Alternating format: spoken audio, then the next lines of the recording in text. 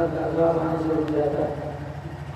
یہ بڑی خوش نصیب جماعت ہے اور حضرت نے ہم کو دعوت دی ہے. ہوتے ہوتے نہیں ہوتا. ہماری محنت رہتی ہے کہ بچے جتنا زیادہ سے زیادہ دینی تعلیم حاصل کر سکیں. اصلی تعلیم ہے, دنیاوی تعلیم ہے, یہ وقت کی ضرورت ہے. استنجا خانہ ہے ضرورت پوری کرنے کے لیے, بیت الخلاء ہے ضرورت پوری کرنے کے لیے.